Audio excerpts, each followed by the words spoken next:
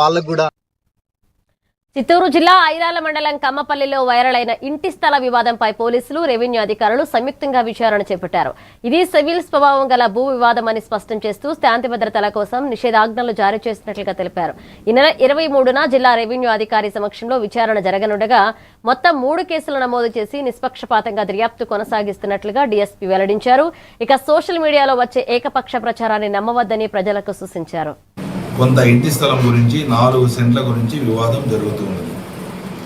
ఈ వివాదంలో భాగంగా నిన్నటి దినం గౌరవనీయులు రామకృష్ణ గారు ఫీల్డ్ ఎంక్వైరీ చేసి ఫిర్యాదుదారులు రాజేందర్ రెడ్డి ఇచ్చిన ఫిర్యాదు మేరకు ఫీల్డ్ ఎంక్వైరీ చేసి వాళ్ళు ఎక్కడ శాంతి భద్రతల విఘాతం కలగకుండా కేసు 163 BNS ప్రకారము ఇరు పార్టీలు పార్టీ 1 రాజేందర్ రెడ్డి కానీ పార్టీ 2 విజయమ్మ సంబంధించిన వాళ్ళు కానీ ఆ స్థలంలోకి ప్రవేశించకూడదని ఇవ్వడం జరిగింది.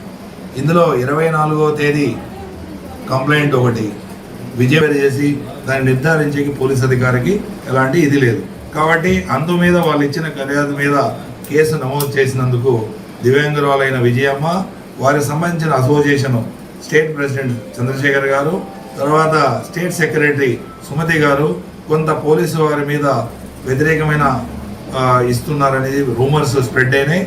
దానిలో భాగంగానే ఈ వీడియో వచ్చిందని కొంతమంది అన్నారు. దాని ఎట్టి పరిస్థితుల్లో అలాంటివి ప్రలోభాలకు కానీ అలాంటి ఆలోచనలకు కానీ వాళ్ళు ఉండవద్దని కోరుకుంటాం. ప్రజలు కానీ పోలీసులు చిత్తూరు జిల్లా